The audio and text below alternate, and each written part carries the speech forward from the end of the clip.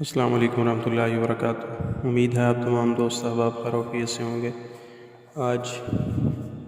کے ہمارے اس ویڈیو میں اذان میں بعض ان غلطیوں کی طرف نشاندہی کرنا مقصود ہے جس کے اندر ایمان کے خراب ہونے کا خطرہ لاحق ہوتا ہے،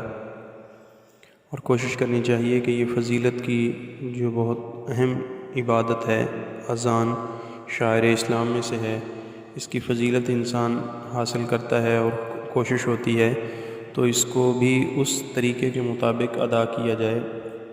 جو طریقہ نبی کریم صلی اللہ علیہ وسلم اور صحابہ کرام رضوان اللہ علیہم اجمعین سے ہم تک چلا آ رہا ہے۔ اس میں اذان میں کچھ غلطیاں ہیں جس کی طرف اذان دینے والوں کو متوجہ ہونے کی اشد ضرورت ہے کہ وہ اس میں کا خاص خیال رکھیں۔ علماء نے لکھا ہے کہ اللہ اکبر میں اگر کوئی شخص الف پر مد کر کے کھینچتا ہے اور اسی طرح اکبر کو اکبار پڑھتا ہے تو اگر قصداً ایسا کرتا ہے تو ویسے ہی کفر کا خطرہ ہے، کیونکہ یہاں مد کی صورت میں استفہام والا معنی ہو جاتا ہے کہ آیا اللہ بڑا ہے یا نہیں۔ اسی طرح اکبار جو ہے پھر یہ کبر کی جمع بن جاتی ہے جس کے معنی ایک قسم کے طبلہ کے آتے ہیں، اس لیے یہ بہت سخت گناہ ہے۔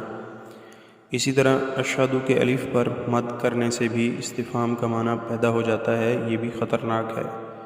جس کا مطلب یہ ہے کہ مؤذن گویا یوں کہنا چاہتا ہے کہ کیا میں گواہی دوں۔ اسی طرح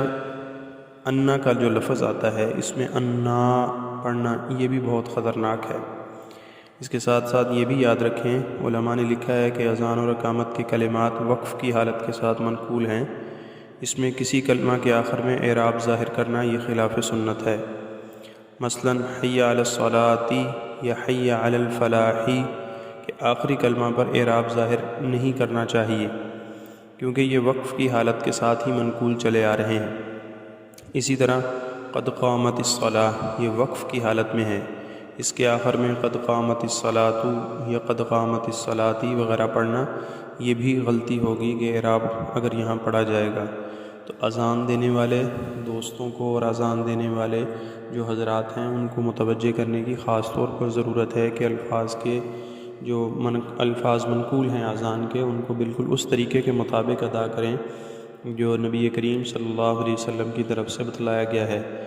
اور اس میں غلطی سے بچیں۔ اللہ تعالی ہمیں عمل کی توفیق عطا فرمائے۔